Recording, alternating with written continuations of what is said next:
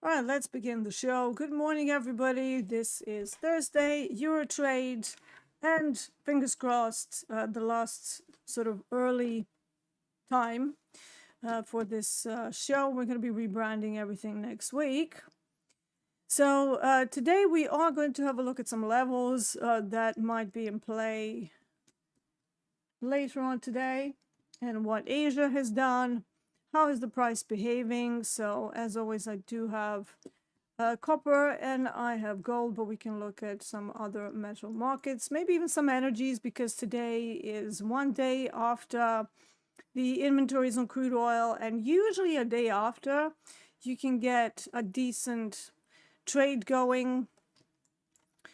So we'll see what's on the cards. But in the meantime, I thought we could have another one of the stat chats with Dee. So we have a couple of submissions already. Before we begin, I want to draw your attention to the risk disclosure that Bruno posted earlier in the chat, because even though I'm a Series 3 qualified trader, I'm not a CTA. So therefore, everything you see and hear today is for educational purposes only, as always. With the disclaimer out of the way, let's first dive into what the Asia is doing. We do have some movement. Copper probably has a bit more movement. There's some supply issues and worries over copper supply. So naturally, copper decided to go into a massive move. And because this was the first day of copper coming alive, I did not really try to get in or anything like that. I was just in observation mode. I did do a very small trade on gold. Tried to first go into a reversal from yesterday's overnight low and promptly closed that because it wasn't really doing what I wanted it to do.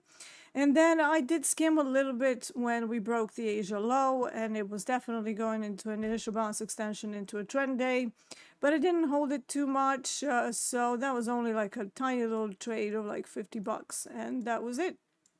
That was the end. Today, I might want to have a look at getting in on copper. Right now, as far as my strategies are concerned, we're still in the overnight part of the day. So a couple of unusual things. We have the ADR high that was traded through and ignored. But yeah, it's interesting that so here's how my indicator works. When one of the sides gets exceeded, that side stops moving. But then you have the other side that will still be tracking highs and lows on the day, and that one can keep moving, which is why you see this ADR low that is now pulled upside all the way very close to the ADR high. And what does it tell us? Well, it tells us that if we ever rotate down to that area, that is a statistical probability that we might get a test of that area. And then if I can find some confluences around there, it could be a nice area to get in on continuation longs, effectively. So I don't necessarily want to fight this copper move, because we have also now started tracking through this big smash down, and it took a long while. You know, this smash down happened on 30th of July, and since then we've got into typical summer trading where nothing was going on, but we still have this weak structure that is hanging there, kind of like sour grapes or forbidden fruit or whatever you want, but it is a weak structure. So at some point they need to try and repair that. This move that we're seeing right now is an attempt at the repair.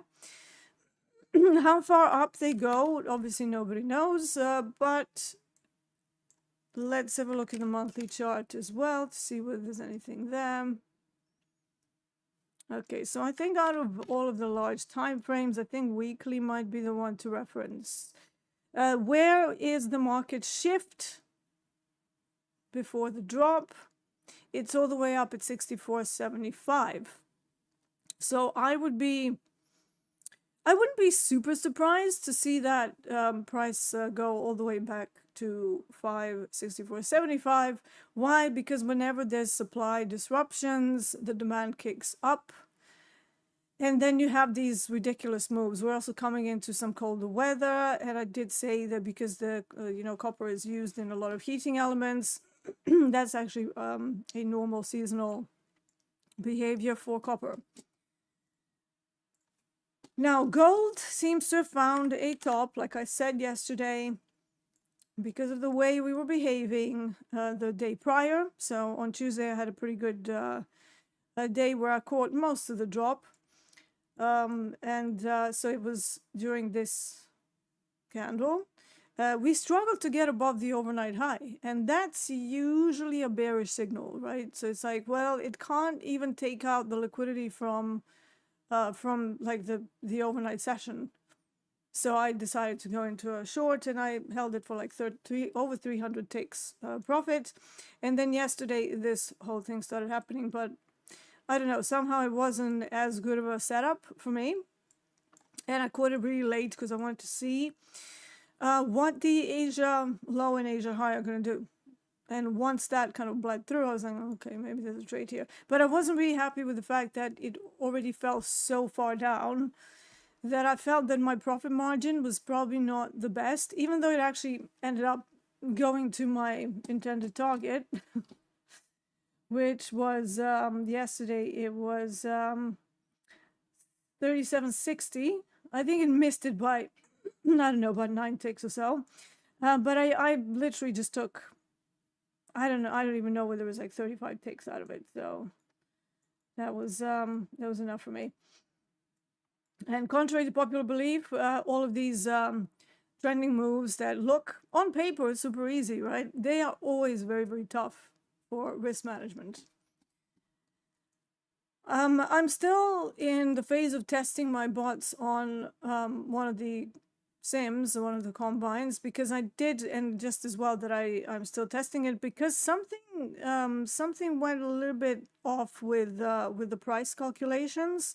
So at one point it was printing the Asia low on the GC bot as 0, and therefore it wasn't counting the breakouts. I also did something with the breakout flags. Maybe I was resetting them too often, or I don't know. So I had to sort that out first and foremost, and then it started behaving again.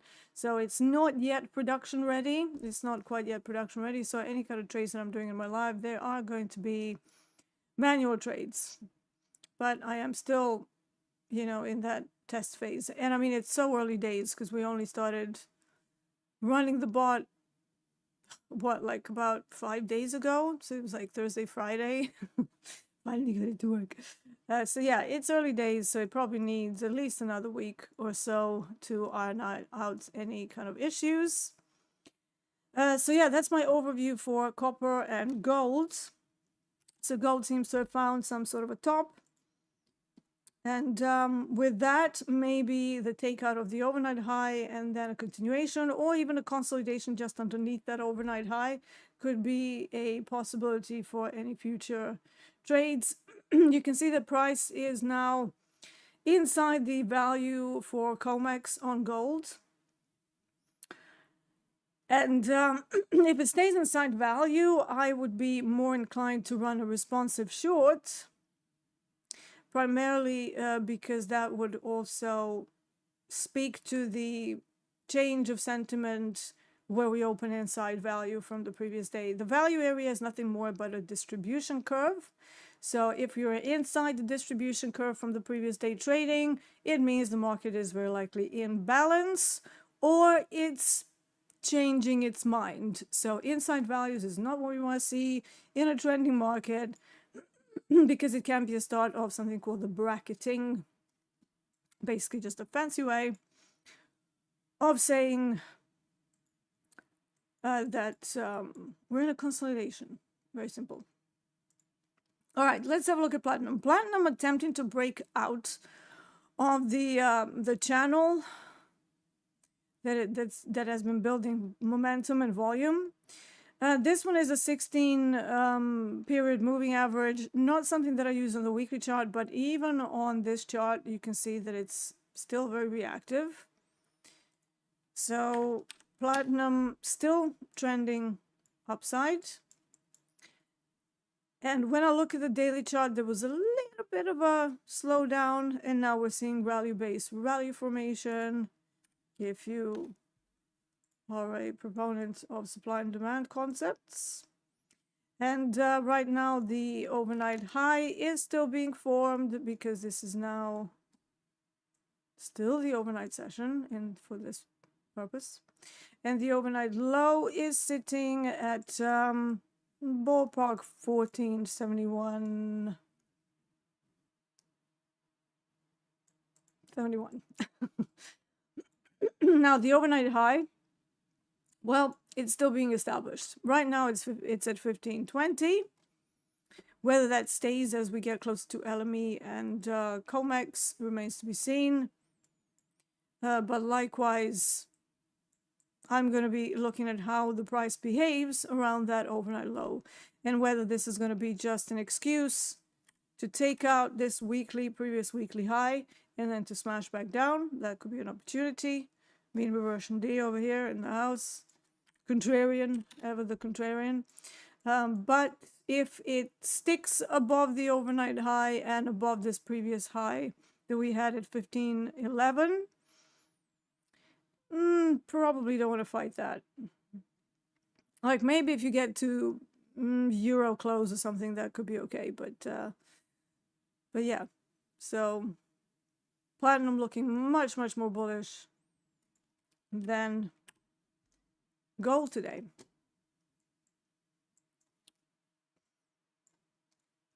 All right, silver also looking more bullish, interestingly. Nothing much to see on the higher time frames. It's just broken out and heading even higher. Again, overnight high for now.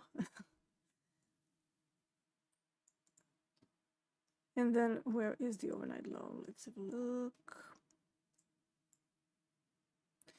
That was not the overnight low, that was yesterday. Okay, here it is. So it's not too dissimilar from yesterday. And I need to drag out the silver value areas, which I need to do on here. All right, firmly above the value area, so 44,370.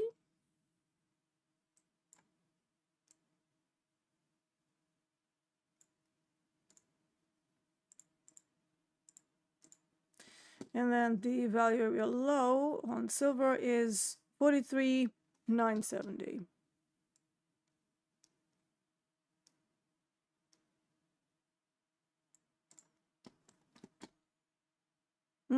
ADR high just exceeded at 44.85.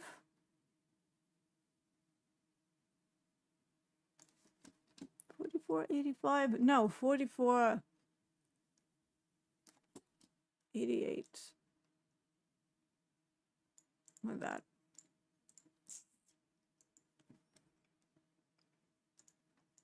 And same as gold.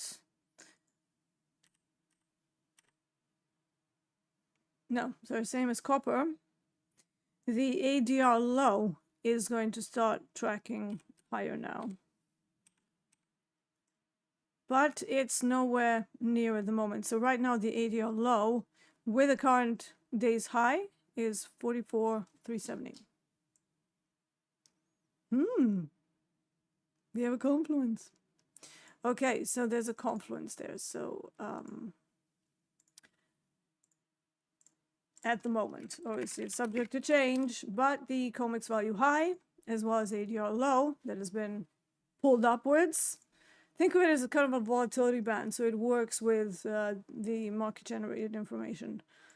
It's right at value area high, so that could be an interesting setup if we ever get there.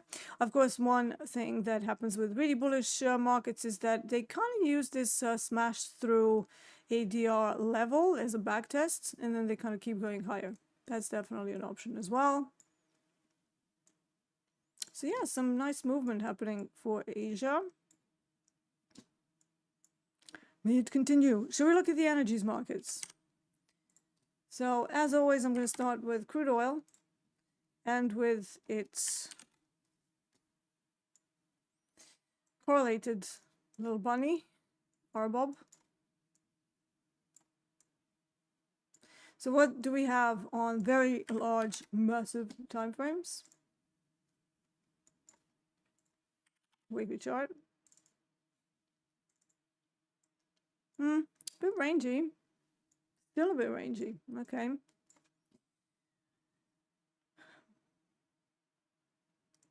Let's have a look at that in the context of an even longer time period. All right, so it seems like the point where they are dancing around is 71.50. And actually RBOB has a more defined range in this situation. It's the range high. Not too far away from that. Couple of days for the week to end. Maybe if we get to 199.20, wouldn't be a bad idea to maybe look for some shorts there. Crude oil to me looks very messy, frankly, but there is another localized high we're going to nitpick, which is located at 64.80. Now, crude oil likes the quarter numbers purely because the options are quoted like that. So really 65.75 should be in zone of interest or price point of interest. So yeah, from a massive time frame, still range bound.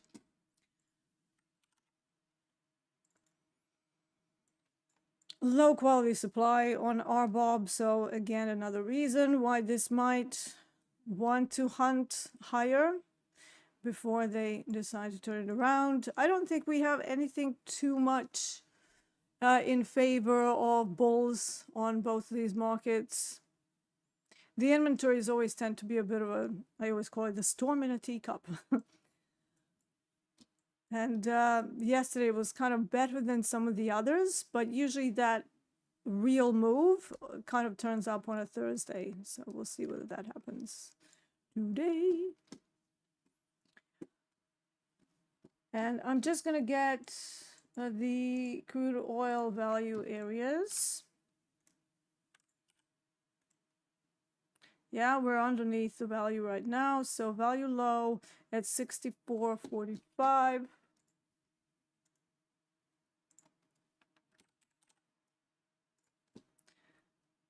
Value high, not too far away from settlement, 65.05.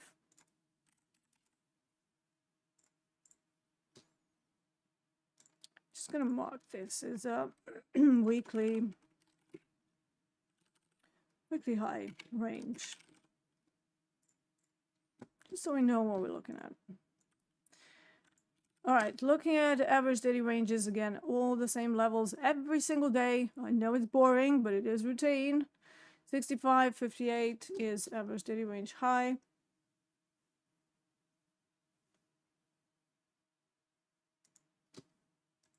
Interesting that that is actually within the day's range. So yeah, if we get there today, then I might want to short RBOB.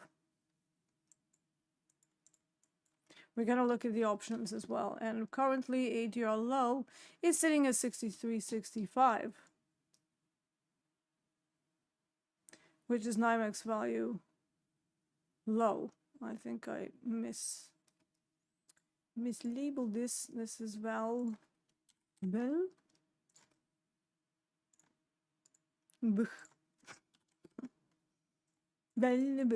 Okay, and this one actually is lining up currently with the ADR low because crude oil did not have a super massive move. You're in Asia. Okay. So yeah, my area of interest around 65, 60 up to 66. So nice sort of 30 to 40 tick zone that we can observe what the price will do.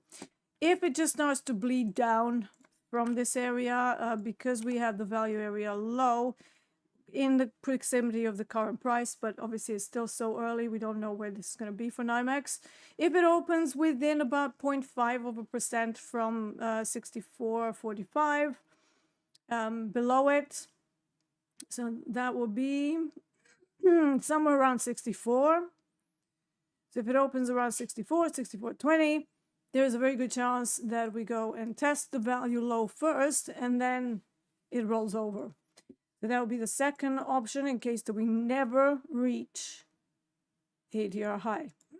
It's the second hypo. However, I'm not going to be trading crude oil, but rather expressing my views through a correlated product, RBOB, or maybe even heating oil. We'll see. We will see. Okay, once I'm done with this, we're going to go into the stats, and we're going to do Bruno's first.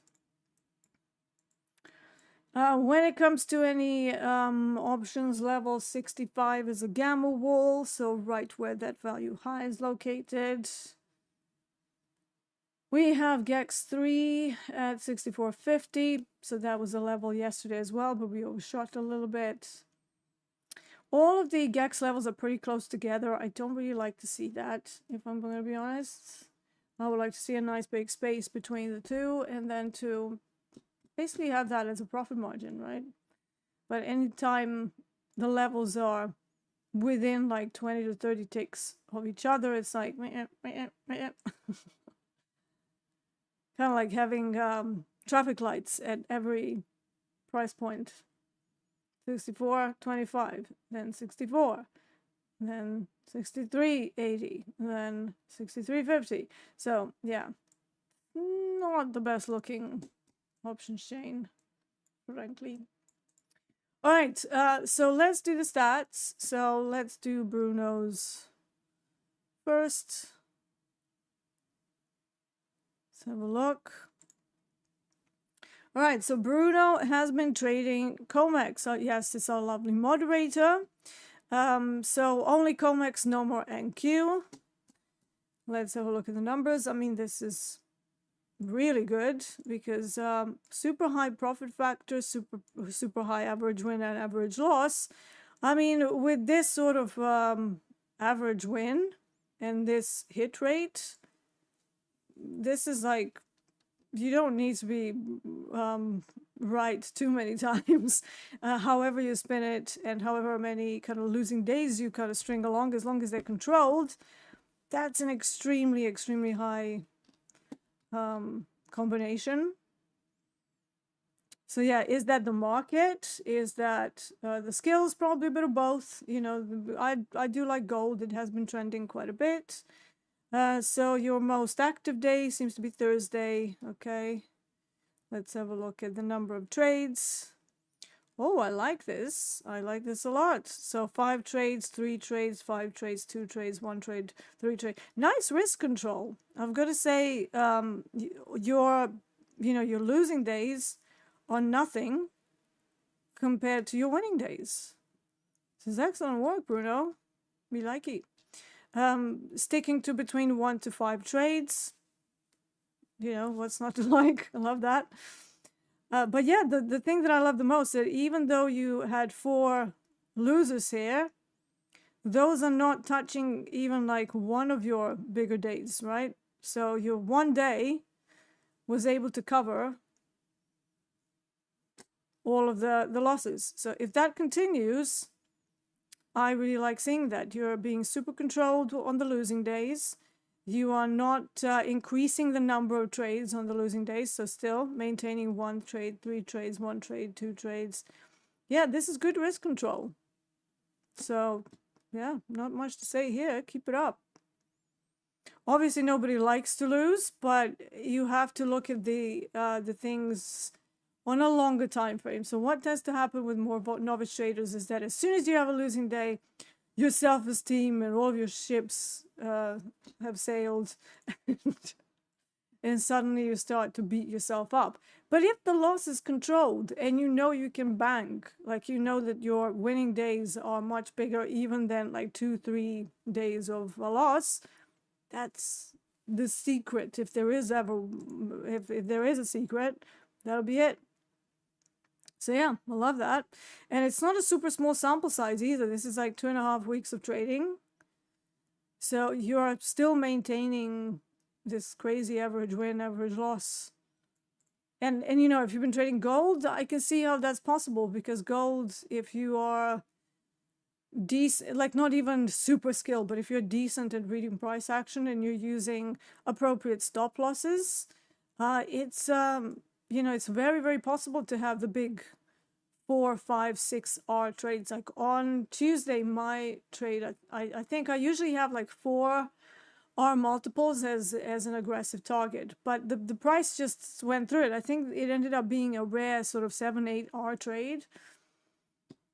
And obviously, I'm aware that that's not an everyday thing. So for me, it doesn't really impact me. I'm not going to suddenly go and have the worst day of my life right after a big win. That sort of stopped happening to me a while ago. So yeah, controlled losses, very good combination of the average win, average loss, and the trade win percentage. And again, when you're shooting for such a high win percentage, so when you're shooting for such a high risk reward, over 4R, it's natural that the trade win percentage, the hit rate, is not going to be as high. That's completely natural. But to see it at 51%, like really you only need 1.3R to be profitable, not like smashing it, but to remain profitable when, you know, the 51% hit rate is there. But 4R, 4.3R, profit factor at 4.6, it's amazing. So yeah, keep it up, man. I like what I see. All right, let's have a look at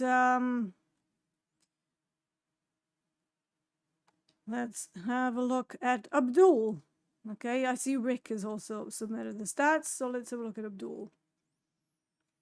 All right, so higher hit rate versus the negative risk reward on the average win and average loss. For now, this is saving you, keeping you afloat. I will be honest, I don't like to see negative risk rewards. I kind of go for medium. I don't go for like, you know, super crazy risk reward and super crazy hit rate. I go for like medium hit rate, sort of between 45 to 50%, even though sometimes it climbs to like 60, 65. But the average win and average loss, I always try to find trades that are at least 1.5 to 2R. And then every so often I might find a bigger trade, and that kind of improves the risk reward over time. So let's see. Let's have a look. Trade durations. Okay, so you have let's see, trade count. Right, so most of your trades are about 30 minutes, I would say. But you would be probably more on the scalper side. No, you're not. You're very selective. Okay. I would have thought you're more on the scalper side by looking at that, like shorter hold times and stuff. I like the number of trades. You got yourself into a bit of a drawdown here. So, you know, we're going to explore what's happening. But still, the losses are not terrible. They're still very, very controlled. Is this 150K? It's 100K. Okay. So for 100K, when we are starting out and there's no balance, it's 3,000 maximum loss limit. And the way I like to do this for the daily loss limit is to divide that number by 10. So maximum loss limit divided by 10, that becomes your daily loss limit. So whatever number of trades you do, that needs to fit into the 300 maximum loss. So you've gone a little bit over that on quite a few days. So maybe tighten that up. You know, since you don't trade a lot, you trade one trade, two trades. I love that. I love to see selectiveness, however you say it, for somebody who is also maybe on the more scalper side, but you are a selective scalper if that's the case. So yeah. Now let's see, the slight increase here, so out of character to do 8 trades per day. Let's see what happened. You started off up. Okay, so why didn't we stop? What happened there? I mean, you were up $263, and then again, 314 towards the settlement time. Although this is probably in your time zone, so I don't know what time this will be in my time zone, but yeah, yeah, you were up money quite, you know, a couple of times, and until the end of the day, you were actually not doing that badly, right? So you were up, then kind of went into a little bit of a drawdown, then you pulled it back up. Was this just one trade? Probably not.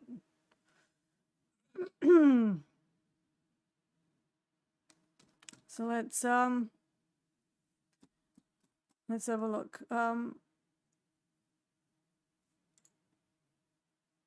Let's go. Does this include the entirety of the whole thing? Yeah. All right, let's go back to August. All right, so I like the fact that even though this didn't start off well, you had a controlled loss. So I actually like this this daily loss limit better, right? So minus 155, minus 265, you stop. It does seem that on most of the days, you kind of average about 3 or 4 trades. And I think you need to decide whether if you trade once and that ends up a winner, whether you just want to call it a day. You know, just make it easy for yourself. Because obviously you definitely have skill. But you know, when it doesn't work out, the only thing I'm not, so let me just see something. Because I wish that we would have a way to see like best performing product versus worst performing product, but we don't have that stat yet. And so far what's caught my eye when I kind of went in is that most of the losses you're suffering is on the ES.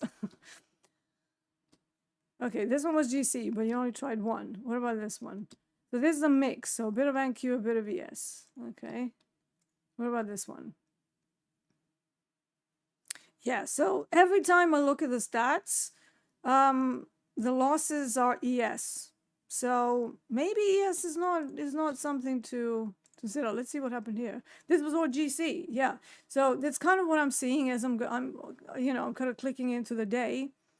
But I think you might be reading GC better than some of the other markets. So yeah, and your wins are bigger as well. So you have GC 360. And then ES, you traded 3 times. One is 175, one is minus. So it's basically just break even. If you just stuck to GC, you would have had you know, a 360 day rather than this loss eating into. And basically, you know, ES, you're break even on ES. So is that necessary? Are you like hell bent on doing ES if you seem to be reading GC a lot better? And then again, the wins on NQ and ES are smaller than GC. Let me have a look at this one. Yeah, so I do think you're a bit oversized though. I mean, I know that you don't stay in for very long, but trading, you know, 3-4 lots of on effectively an account that only has a, you know, $3,000 maximum loss limit, that, like, your numbers look fine, okay, but that is very over leveraged. So you're able to stop, but I just wonder whether maybe sizing down to like 5 micros or even like 8 micros or something, rather than going from 1 to 3 minis, maybe that would be a little bit less of risk of ruin. Because, you know, once you get yourself into a drawdown, that's when things get ugly, and then we need to size down. And you haven't done that. So you have a few days now. So you've only had 1 day of 116, then minus, minus, minus, minus. So if this streak continues, and we don't know whether it will, this will be in danger of loss. So why don't we stick away from the minis while the drawdown is happening? And once you start to see the drawdown ending, so you get like 3 days, because look, you can string up one. Actually, let's have a look at the August as well. So 1, 2, 3, 4, 5, 6, 7, 8. So 8 winning streak of 8 days. So, you know, a few losers here. That means that something has changed. Either you're trading equities too much and not doing well, because, you know, you were trading, let's have a look, gold for most of these.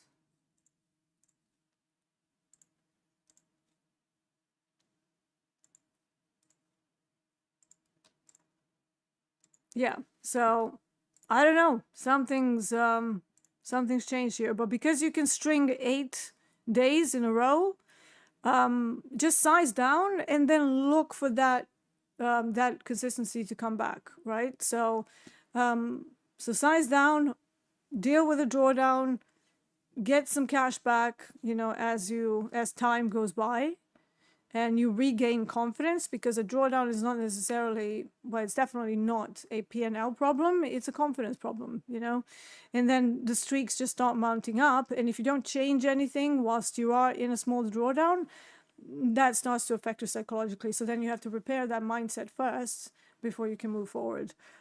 So yeah, size down, weather the drawdown, and then go back to whatever you're doing here. Obviously, we have different market conditions too, right? So we have October, when traditionally it's arguably one of the worst months for equities. Obviously not every year, but you know, if you take the last 10, 15, 20 years into consideration, October is not the best for equities. So is that maybe a factor here that you started trading more equities? I mean, honestly, looking at your performance, apart from like a couple of days here and there where, you know, you did well in equities, GC is something that you really want to consider deeply.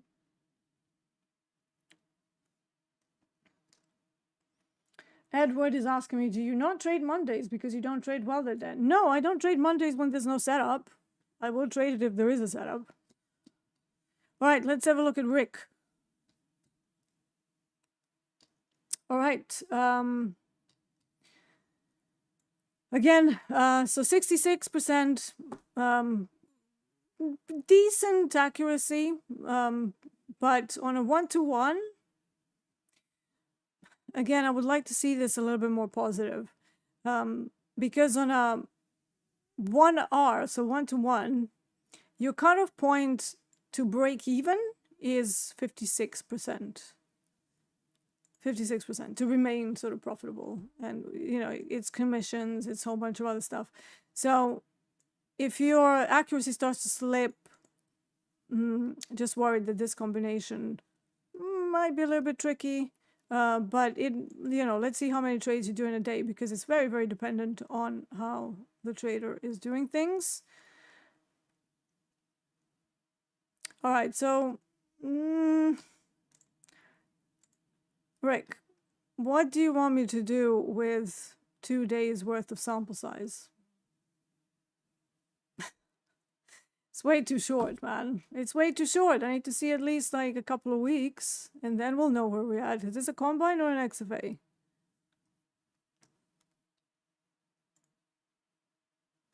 Oh, Edward, not you, the person stats. Oh, sorry, Edward. Yeah, I haven't been keeping track actually on chat. Yeah, so Rick, why don't we wait until you have like a couple of weeks, yeah? and then we can see what's going on, because time is a huge factor in like consistency and profitability, and most people seem to forget that. So they're like, oh, I've had 2 days of excellent profits, but 2 days and having pretty good results. I've actually had this in the VIP in the previous season, where people are like, I have 75% accuracy, I'm not worried about the risk reward. So I made them trade for a month, 2 months with no resets. I made them. I mean, you can't make anyone, but I asked them to try trading so that we can see the true accuracy. And do you know what happened? Their accuracy was far from 75%, and they maintained the negative risk reward. So we came to do the stats, and I'm like, mate, you're like, and I could see their data as well. So I was like, your risk reward is actually 23%. You can't trade on a negative. So, our brains are so funny that they will fabricate things that are like, oh yeah, I'm a very good trader, I have 75% accuracy. Yeah, over which time period? Because look, I can have 100% accuracy over 2 days, even 5 days sometimes. But when I take the last 12 years, 13 years into consideration since I started prop trading, with all the F-ups, with all the, black swan events, quieter times, volatility, what does my profitability hit rates say? 42% with all of the mess ups and everything. 42%. So is it then smart of me to trade with a negative risk reward?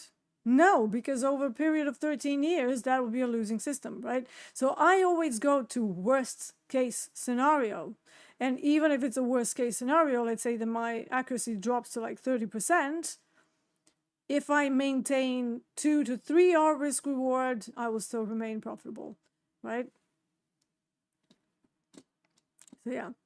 All right, let's have a look at Stefan.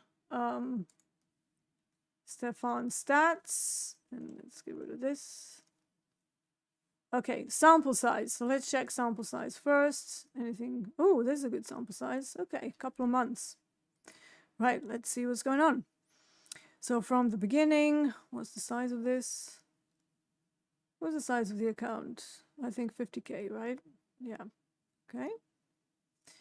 Trade duration. Okay. Okay. So more on the longer side. So I like the trade duration immediately, because there's a lot of trades, which is amazing. A lot of trades that lasted over 30 minutes. Over 10 minutes, over an hour, over 2 hours, and then you have a fair few of them that also lasted 2 to 4 hours. Okay, that's pretty good. Now, your win rate, just looking at this, seems to be the best for the period of about a couple of hours. So obviously if you hold longer, the win rate is on trades that you've held longer was 91%. So that's an interesting statistic. All right, number of trades. I like what I'm seeing. So you stick to about maximum 10. Average, I would say it's about 7 from what I can tell. And I'm guessing you're sticking to micros. Yeah, okay. That's very good. Okay. Losses are very controlled, although you do have a couple of days where you kind of went into 300, minus 300.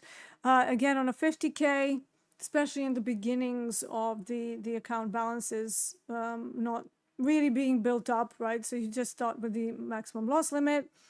I would stick to like 200 because it just makes it much easier, especially for a micro trader, to wrestle out of the drawdown of 200 rather than 345, because generally you do need to have a day where it's either a trend or you're an excellent range trader where you can just like chop it up on the day. But yeah, the loss is generally pretty controlled, and I can see that in the next month you did tighten that up. So when September started, you tightened it up. So I like that. Yeah, so it's a little bit bit patchy, a little bit patchy. Obviously, some days you're trading 3 trades, other days you're trading 7, and some other days I've seen 12 trades. So I would tighten up maybe the number of trades per day. There is a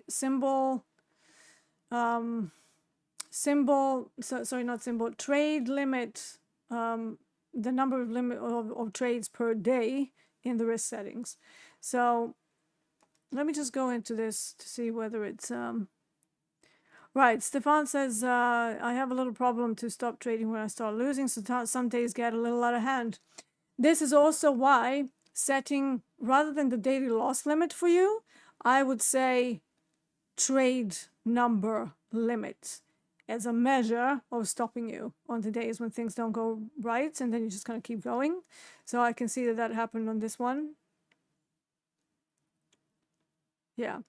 So yeah, set the, let's actually find the average of all of your winning days. So how many trades do you normally do? I also want to see what happened here. Okay. So you were actually up on the day here, 207. And then for some reason you carried on trading.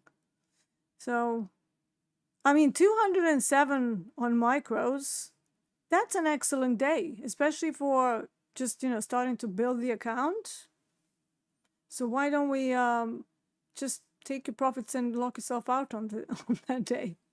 There will be time when this $200 on one mini is going to be $2,000. Okay, not now, obviously, because the account balance is not there yet.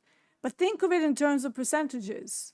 So if you are starting out with a maximum drawdown of 2,000 and you make 10% on the day, is that a good return? So imagine, let's say we go another month or two in the future. You have 20,000 as an account buffer and you make $2,000 in a day. Would that be enough? So why isn't 200 enough when the math is the same? Ask yourself that question. Okay? And you will see that you will actually be okay with making 10% on the day. That's a crazy amount of return, right? So if you maintain that performance whilst the account is growing on just one mini, doing whatever you were doing here, that would be a $2,000 day. So yeah, use trade number, limit the number of trades per day as your risk setting. And yeah, so just try to see how that's going to stop you. Obviously, you need to lock out the risk settings on the day. So the risk settings are here. So once you set them up, on the live, okay, so on the live account, we don't have that luxury.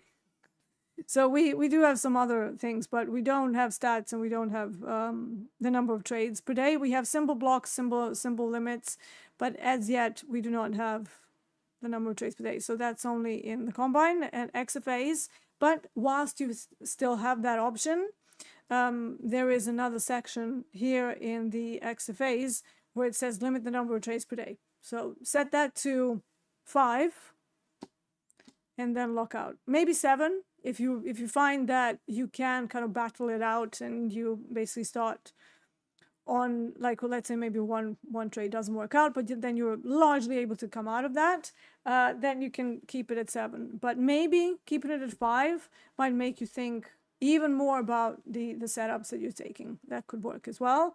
Obviously, everybody's different. But whatever you do, make it into your daily routine that before you do anything, you sit down, set up all of your risk settings and lock them out for the day. No trading before that's done, because that will save you. So whether your problem is not stopping at the losing days or not stopping at the loose daily loss limit that you set for yourself, but I think for you, number of trades per day should be instead of the daily loss limit. Okay. I like the fact that you're trading micros. I like the fact that on most days you are able to kind of put the brakes on, but we need to tighten up on the days when you just kind of keep going and going and going. So Stefan says, yes, many times London is good, and then I continue in New York and it goes down. So then just trade London. You don't have to trade the 2 sessions, you know. If I didn't do the streams and if I didn't do anything, I would probably only look at the markets for like a couple of hours a day and be done with it. Like, I really wouldn't be sitting here for 8 hours and 10 hours, 12 hours and actively looking for setups. So yeah, that's something to consider. Pick the session that is the kindest to your P&L and end the day. You know, 2:30 comes in London or, you know, wherever you're located, and you'll just go, okay, well, that's my day. Executive decision to end the day. Lock yourself out. Go live your life, right? Easy. I know that everybody loves clicking buttons, but I'm trying to get you to not keep clicking buttons for 10 hours a day. Look, trading is one of the only jobs where more trades does not equal more money. More hours worked does not equal more money either. And it's just like, you know, sometimes you can work for like 10 minutes and you get more cash than you could ever imagine in your life from a single trade. The time is good for stats and for sample size. But it's not good if you're going to behave as if trading is some weird replacement for a 9 to 5. It isn't. You know, we all started doing this because even now, you know, yes, I do contracting for Topstep, but, you know, I still don't have days when I'm working like 9 to 9 like I used to in some of the other companies. And, you know, even in prop, we used to be required to be in the office. Like, whether you were going to trade all day or you just do your 1 or 2 trades per day, nobody cared, but you still had to be there. So in a way, it was like a full-time job. But now with all the remote working and stuff, it really still isn't, right? So I have to be here, obviously, to talk to you guys and to hang out. And it's beautiful because I have a community and I don't feel alone, right? I have somebody to talk to and chat shop to, which I love doing, by the way. But yeah, trading is not a 9 to 5 job in most situations. Not anymore, anyways. We don't have the pits and you don't have to go into the office. You can if you want to, but you don't have to stay there for 12 hours to like make money. So just see it for what it is. It's an amazing opportunity to make all of your cash in a couple of trades. And if that's the case, why work more? It's like, that's the part that I never understood. And remember, I came from swing trading. So to me, to do more than like 5, 6, 7 trades in a day, to me, that was unimaginable 13 years ago. Now it's not so unimaginable, but I still try not to do it because it's just a bigger roller coaster, right? We have, you know, days when, you know, I do 1 trade, again, Tuesday, you know, 1 trade, like $500. What was the overall work that I did for that? I don't know. I just watched it for a while in the morning. Then I watched it not really do much else for Comex Open. And then I entered the trade and I actually went to do something else. I think I was like cooking or something. I don't know. Like, I definitely went to do something else. And then I came back and I went, oh, okay, well, it's kind of still not doing what it needs to be doing. And then I actually went to lie down for a bit because I wasn't feeling well and decided to hold it. Like, it was a decision to hold it almost to the auto liquidator, but I was keeping an eye on it. I have a phone. I can remote desktop into my computer, so I was keeping an eye on it. And I'm like, yeah, I'm just going to chill. So what was I doing? I don't know, watching a show. And then it finally dropped. Literally like 8:20, which is 40 minutes before the end of the trading. And I was like, oh, there is the mean reversion, finally, because that's what I was looking for. But I held it because I knew that on days when there is a mean reversion probability that it tends to, in gold anyways, that it tends to show up very late in the day. It's just stats, right? So I was like, I'm going to wait for that. Whatever happens, I'm going to hold it for the auto liquidator. And then it dropped.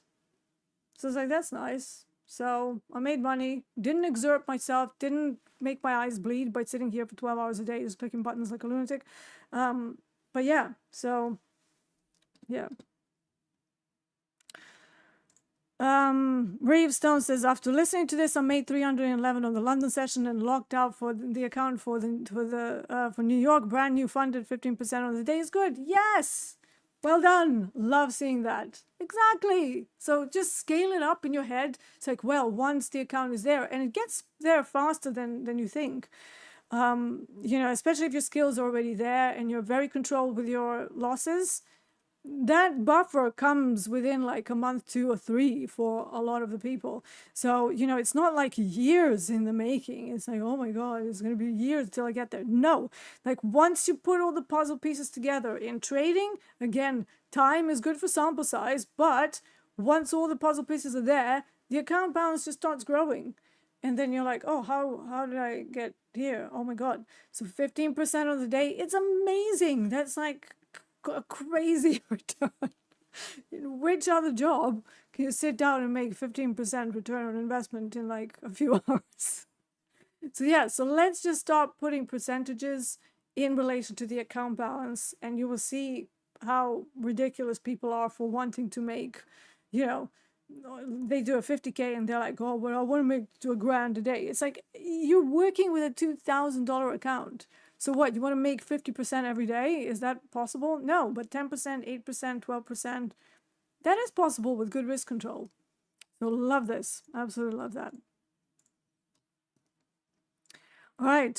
Stefan says, we do this to work less and have more freedom, but when we make enough profit, we don't feel that we have worked enough, so we continue to lose. Needs a different mindset. 100%. 100%, Stefan. Because of this inherent brainwashing that we've all been through, that you have to work more hours. You have to work more hours in order to make more money. You have to work. There is nothing more ridiculous than that, because in trading is the exact opposite. The more hours you work, the more you lose. The more your mental capital goes, the more you start sucking with the decision making. And, you know, even as an entrepreneur, like if you're building up your own company, you still have to work a lot. Like if it's not trading related, you still have to create websites. You have to answer emails. You have to deal with support issues. You have to, like, this, like so many things that you have to do. But trading is one of the only professions where you can do very little work and still be fine. So I call myself a lazy trader because of that. Because I'm like, well, if I find my one trade today, I'll be good. And whatever that is, up and down, you know, I'm okay. Maybe if I lose once, I might try again for a second trade, but not immediately. So if I lose a trade, I will then sit on it and I will be like, all right, I obviously need more data because that didn't work. So I don't go into that nervous system loop where, oh my God, I've lost a trade. I need to get it back. I need to get, click. Is that a good trading decision? No, that's an impulse.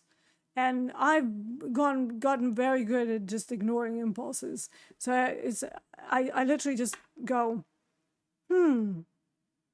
okay. So now that didn't work, like for example, yesterday, the first trade that I tried was the trade that I always do, right? So Asia high, Asia low.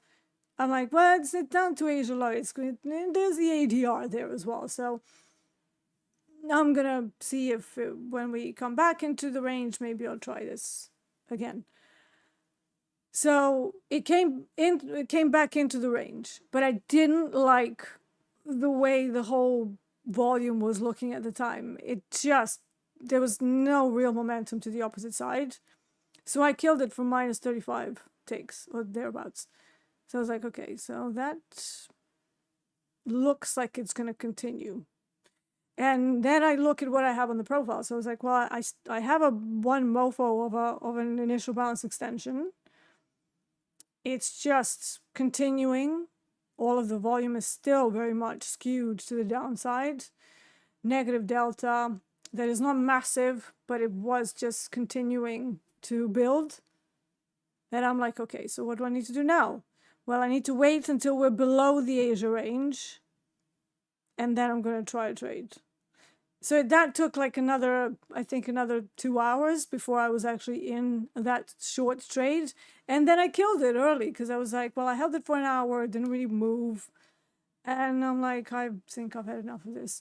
So again, there are days like that too. But because the market wasn't playing ball, so I lost 35 and then I gained, I think about, I don't know, 60, maybe 70 ticks. I don't know what it was. But basically on the day I was up like $50. It's fine. And the previous day I was up over 500. Both days, 2 trades, right? The previous day was because I didn't realize the OCOs were done for the live accounts, and now we don't have position brackets. We only have OCO brackets, which is the way it should be. I love the OCO brackets, by the way. So they're so nifty. So I just have all of my things set here, and whatever the product is, I can just drop them down and just go click, and I have my risk settings. I've been looking for this to become a thing in Topstep forever. So I'm very, very glad that the OCO brackets are there. So yeah, less hours worked.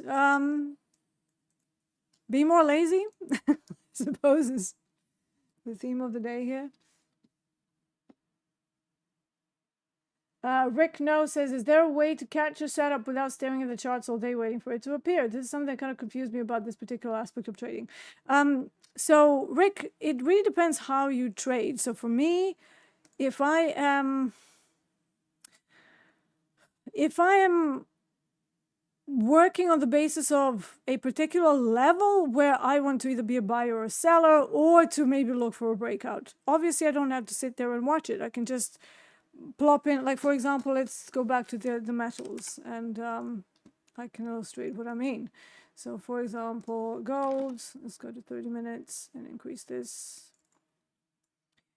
So if I'm planning to get involved somewhere around the overnight low, because we have some demand there and we are in a whole COMEX value, do I need to sit here and wait for the price to get there? No, I can just plop in an alert on TradingView or somewhere else, and then that pings into my phone, and I go, oh, it's reached my level, time to look at it. Now, obviously, I do have a bot that I'm working on as well, so that can give me even more time to just not look at anything. But I am pretty involved with it right now, because every time it does a trade, I was like, I need to see whether it's doing what it needs to be doing, how many breakouts have been detected, if any.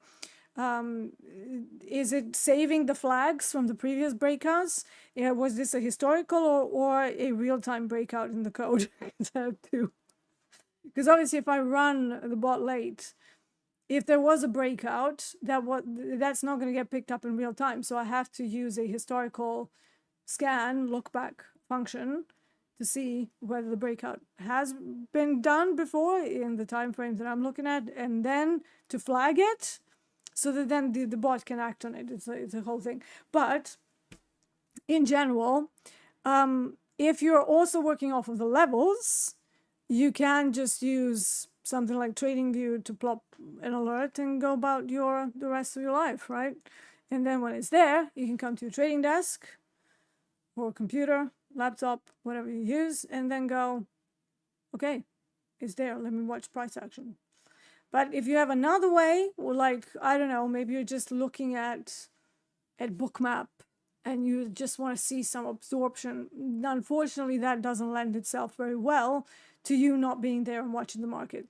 And for me, it's always been about the levels. So I have a level, what I want to do with it, and only then I will look at what the price is actually doing, stare at Bookmap, stare at real-time order flow, how did we arrive to the level, you know, all of those things.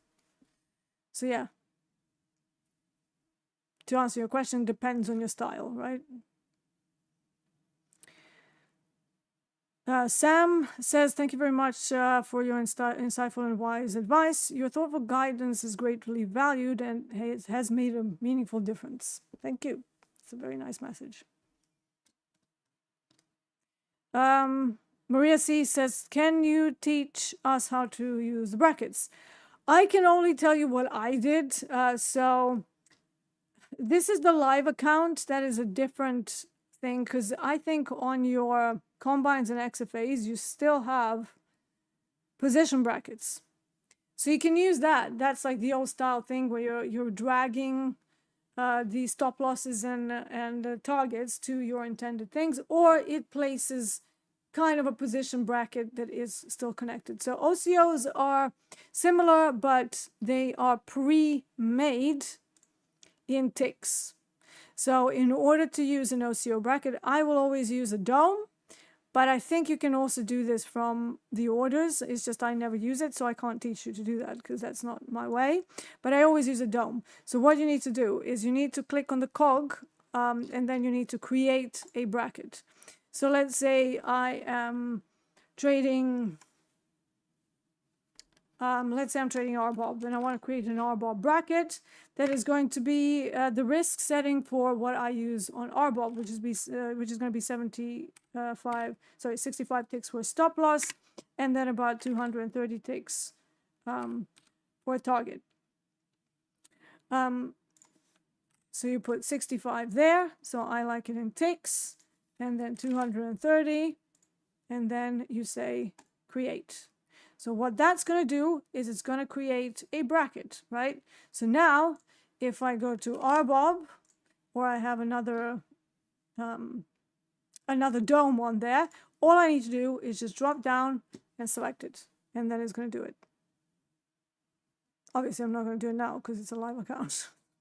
We'd have to switch to my Combine.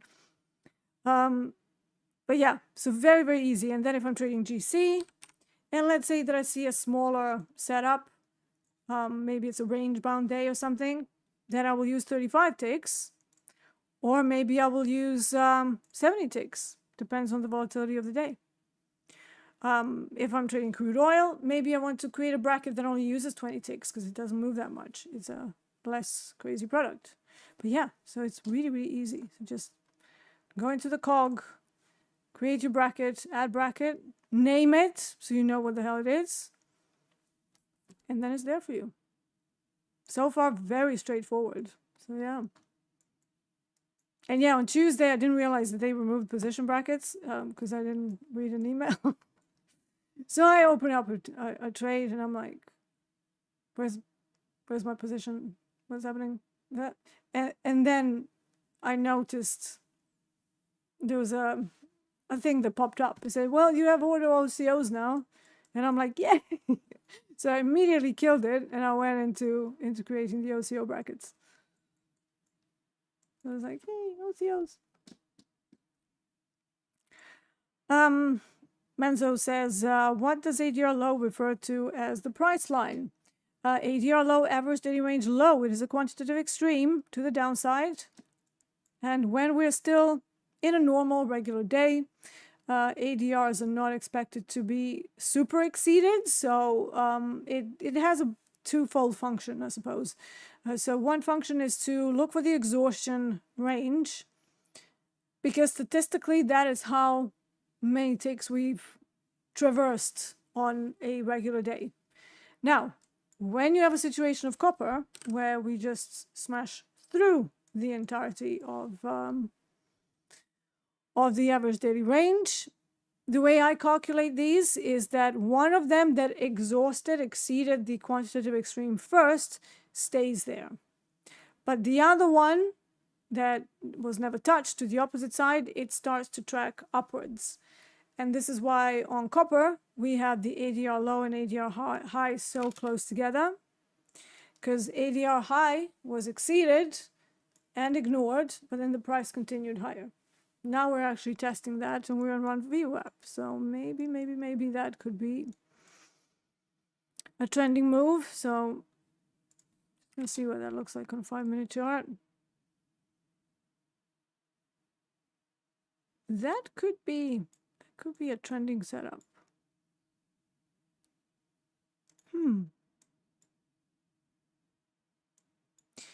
Might be a little bit too early. But I'm gonna go to micro copper here. I'm only gonna try. I also need to see what the average true range is doing too. I mean, it's not Massive. I think I could probably be okay. I'll probably be okay on 35 ticks here. Right, let's just change this to HG, just see what they're actually doing around VWAP.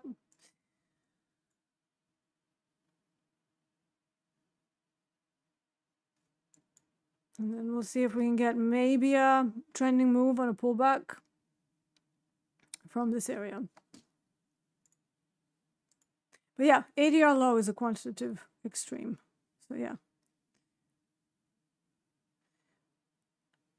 Ola wants to know, what is the AI you find useful in developing your bot? Only Cursor AI. So Cursor is one of the few that has the ability to take in multiple files. So, you know, just going on an online one and like, you know, ChatGPT or something, I don't think they could take in multiple files. But Cursor AI, you can do contexts and you can actually tell it exactly what to do. All right, let's try this. I mean, we're almost coming. So it's literally just one. And the risk on that is 43 bucks. So it's not too much.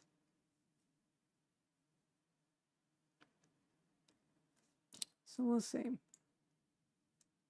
I'm doing 1 micro. So I also have to be on fast markets later on, so I don't want to exhaust my whole risk allowance for the day. But yeah, it is a, you know, it's a trending move. So this was a very, very decent pullback. And if this doesn't work, then I don't want it anyways. I'm not shorting copper today. All right, let's have a look at more stats while we wait for copper to make up its mind.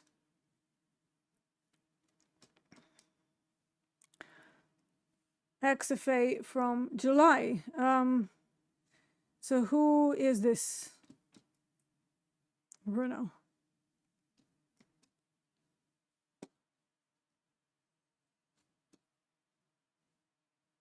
Who is this? I like the journaling.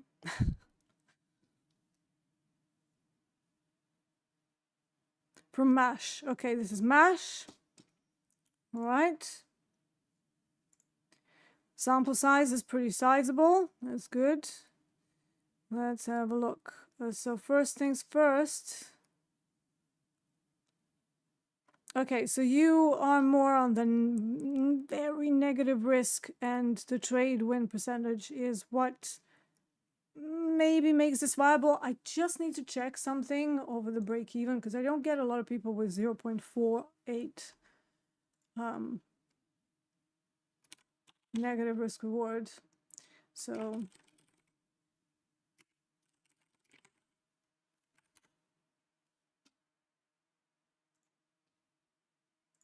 let's see if that's 100. That's 48. Okay, so your break-even point, just the break-even point, right?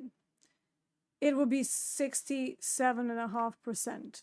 So anytime anybody is trading within like the 10% or less from the break-even point, I consider that a lot of work for not a lot of cash, right? Everything is slow. Everything is like, oh God, I've won, but I worked so hard and there's not enough money. I'm on the other side. So really, we want to see somebody, like let's say if you have a break-even point of 35%, I really want to see 50% accuracy, okay?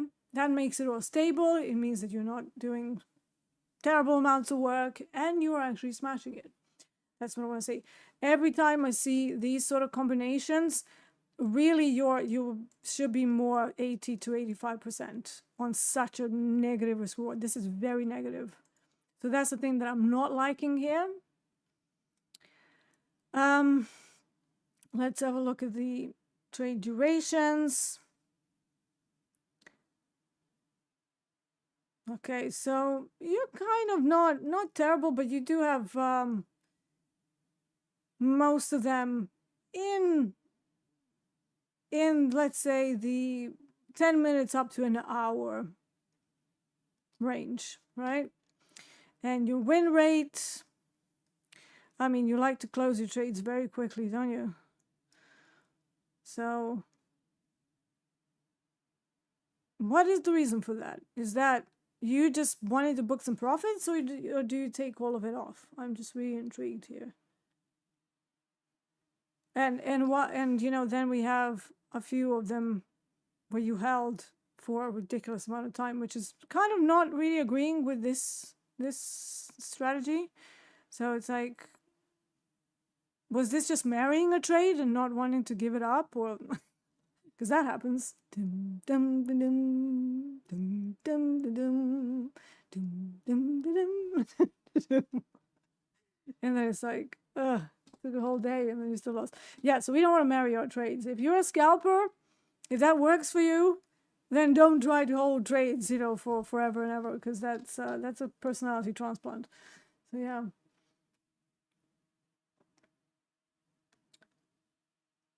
Getting out on a dome where the big money is sitting for a fast scalp. Yeah. Okay. So what happened with the 2 to 4 hours and 4 hours and up? So if you're a dome trader, then just stick with it.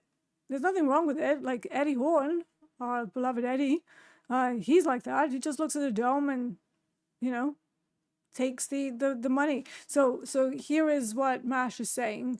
So basically he's just looking at the dome. So let's go to something that's more dynamic. And let's say that you see a big order that is not super big. And basically what some people do and what pit trading used to be all about is see where the big orders are. And then you effectively sell down to it, smash into their order, and because usually that gets hunted, and that's your trade. So there's no point to like hold trades for 2 to 4 hours. So if that doesn't happen, you need to have some sort of a time limit or, you know, price-based expectation. So if they don't hunt it, you just go, okay, that's not happening right now. But if that's your style, there's nothing wrong with that. That's fine, as long as you're selective. So let's see how many trades you do per day. Yeah, I mean, this is fine. I like the number of trades. So you are a selective scalper, right? I like this. This is what scalping should look like, right? Yeah, so don't hold your trades for you know, until forever and a day. So let's see. When I'm holding for a long time, it's maybe because I'm sleeping. Okay, so if you are the scalper type that I think you are, looking at the dome and reacting to the dome decisions and liquidity, you cannot be sleeping through your trades. I can, because I'm a swing trader. I use larger stops, smaller size, and I can just let my trade. Most of my trades will not even be resolved in an hour. So I will be looking for 2 to 4 hours. And then if I'm in a semi-swing, as I like to call those, semi-swing trades, that's like 6 hours, 7 hours. So yeah. But yeah, so don't sleep. You will be the type of a trader that can't sleep through the decision. So, but yeah. Let's have a look at some of the days that you traded 21 trades and banked. All right. M and Q, I like that. Are these just scaling in, scaling out? Is that what's happening here? So let me know, Mash. Scaling in, scaling out, or a whole bunch of different trades. Some of them look like scale outs, right?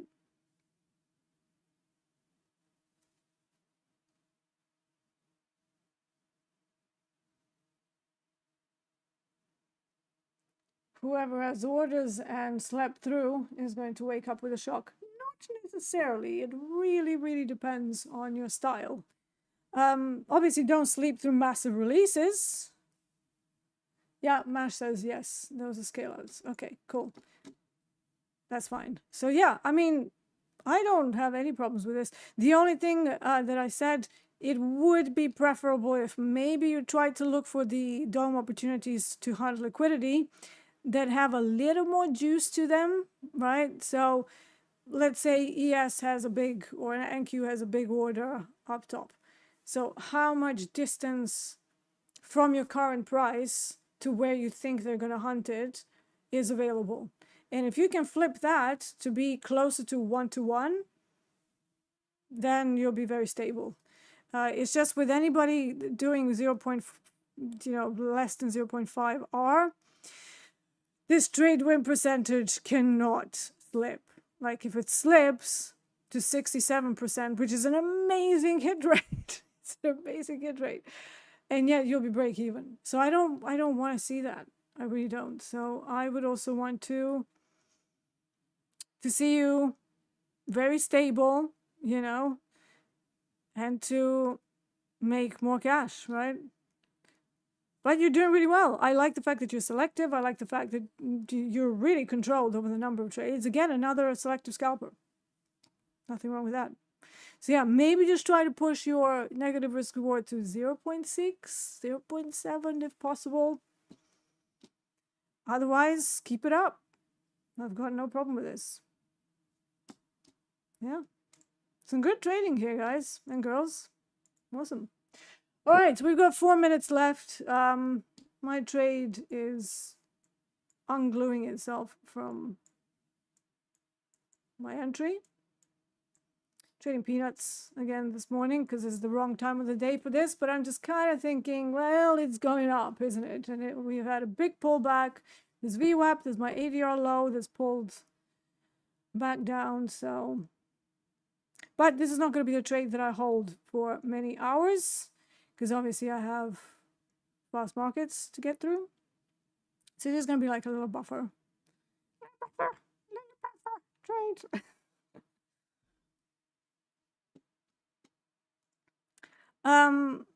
Yeah, let's do it. I just saw your Ida is saying if I can review your stats. Yeah, so we have a few more minutes. Let's do it. Let's do this. And then I can maybe make a Happy Meal here. Go to McDonald's. I don't have McDonald's where I am anymore.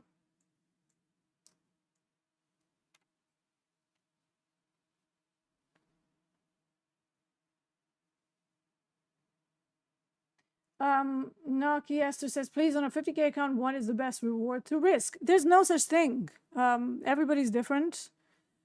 Best reward to risk. I mean, it's really down to your style, your personality, your ability to hold trades, your ability to be selective over the trades that you're taking, you know, a whole bunch of things. But one thing I can tell you that applies to everybody, whatever your style is, do not risk more than $200 per day. Okay, so whatever risk reward you're gonna have in your actual trading, that's a different thing. But we also look at the overall risk reward from the day-to-day stats. So how many days can you string together for winners? Some people only 1, some people 3, some people 7, as you've seen. That will all impact the amount that you can risk per day. But just across the board, when you start a combine, 50K, 200 daily loss limit. So whatever trading you do, it needs to fit into that. If you just trade once, you can probably trade a little bit bigger. If you trade 50 trades, yeah, probably go to micros. All right, let's see the stats. So we just started this. Okay, it's a new XFA. What's the size? What is the size on this XFA?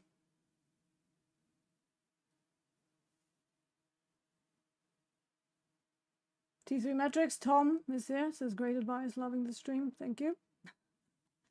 All right, because I can't watch this, I'm gonna have to close this. Because for me to not watch the trade, it's not a very good thing, so I'm just gonna kill that.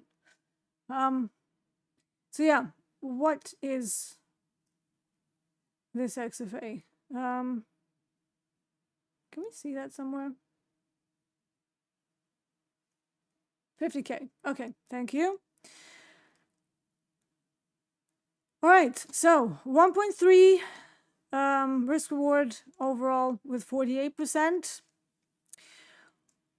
On 1.3, yeah, you can just about be profitable. So it's not too terrible, but at the same time, losing 800 in a single day on a 50K in the beginning of the XFA, to me that's a no, because that means you oversized and then you kept going.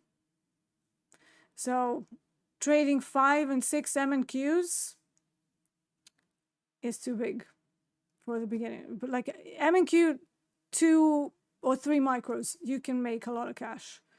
And yet you keep your downside pretty limited. Why? Because NQ trades like with an average range of 1,500 ticks. Okay? There is this thing called VAR, calculation value at risk, and it effectively looks at what sort of an account size would you have needed with no optimizations, no stop loss, if you had just randomly entered and then the whole market went into the worst day in the last 6 months, which for NQ is, I think, somewhere minus 5%, or even plus 5%. It can go, you can short it and it can go against it. So basically this VAR is a measure by which you see how much room you would have to have in your account balance buffer to withstand the worst day in the last 6 months on that product, okay? So when you look at that, you would be like on 1 micro, I think you would have to have something like $3,000 or something, or 4,000 just on 1 micro. So I kind of use VAR for some of my calculations and stuff and positioning. But because it's prop and because we can control things with stops, you can kind of go a little bit bigger. But again, when I see people trading with, 1 NQ, 2 NQ, 3 NQs, and it's like a 50K account, and I'm like, and they're like, why am I blowing up? Yeah, I wonder why. It's just risk of ruin in a billionth percent, and they're just still.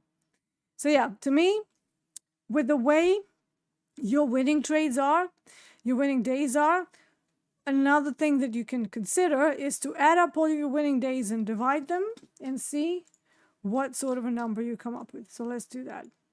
So winning day, I'm just going to round it up. So winning day 663, 654, 582, and 162. 1, 2, 3, 4 divided by 4. Really, you shouldn't be losing more than 515 on the day, okay? Because your winning days need to be bigger than your losers. And at the moment, on both of the losers, you went over that. So try to keep it tighter, right? For me, I would not be risking more than 200 for the entire day. But because you can make 600 and 500, you might be able to get away with 500 as a daily loss limit. So yeah. All right. But otherwise, it's pretty good. You are not trading too much. You have 5, maybe put the limit to 5 trades per day. So do that in the risk settings, because that's going to save you from doing the extra 2 that you did on this day and ended up with a bigger loss than necessary. So yeah. And this one, I think you just oversized. So let me just have a look at the positioning. Yeah. So here you're trading 1, 1, 3, and then suddenly on this day you're 6, 5, 5. That's a big jump. That's like over, what, 200% increase in size. That's a lot. So don't increase size until you at least have like 5K in there for a buffer. All right, let's have one more and then we'll be done. Ashtik, okay. Let's have a look. Sample size first. Okay, so not a huge sample size, Wow, a lot of trading. Okay. There's a lot of work, man.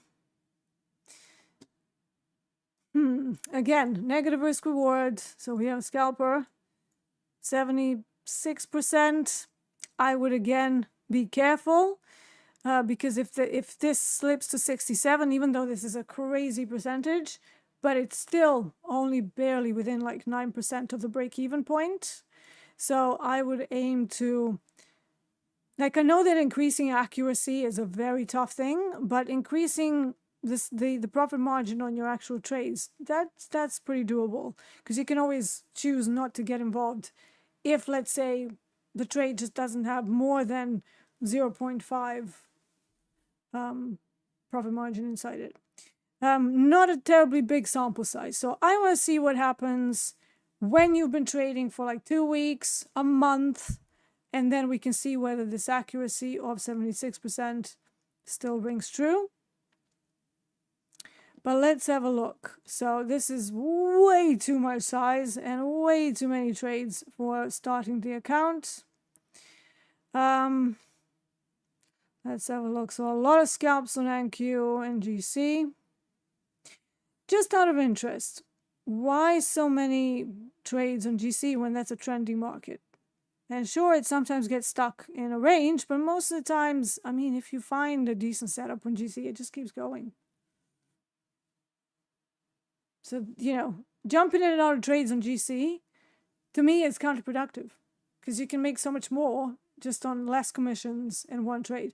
NQ is a different story, okay? NQ is a grasshopper itself, and you just have to jump in and out. Like, even I can't really stay in on it unless I'm looking at Heiken or She candles, and I just don't want to look at it. And I know the setup, everything is correct, I'm just not going to look at it. But that's me. However, this many trades on GC, I think you're maybe not taking advantage of the trending behavior that it has. So yeah, so chill out on the number of trades on GC, but maybe keep the same number on NQ. So just out of interest, you go from full contracts, then suddenly you're trading MGC here. Was that an accident? And then back to GC, and then losing, and then NQ. So what is the reason for? What's the reason for the change? Because that's like, you know, 1,000% change in the position side. One MGC to one GC. So yeah, just interested to know.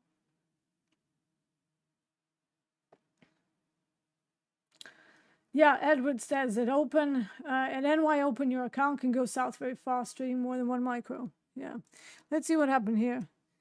So started off well. Should have stopped at 2K. What happened there? So I just wonder, looking at some of these, again, too many, you know, it's like grasshoppering in and out of the trending market. So what was going on there? And then towards the end, where did those losses come from? From GC, yeah. And NQ, okay. So very, very mixed. Are you able to keep like your mental capital whilst you're flipping between ES and NQ? I think I saw copper in there as well. Because notice that while I do trade multiple products, I will not trade them in the same day. I'm not going to go like, oil bulb, HG, heating oil, platinum. I don't do that, right? I will analyze what needs to be done, and then whichever one looks best, I will focus on that, okay? I also want to see what happened on these 2 days so the returns are a bit inconsistent. So you bank 7K, 7K. Is this because you wanted to get to a payout? Probably. And then right after the payout, you have a big losing day. So I need to explore what happened. Why did you keep trading past? Are you chasing the 7 grand? Is that what happened there? But yeah, so you managed to make, you know, a decent chunk of a buffer.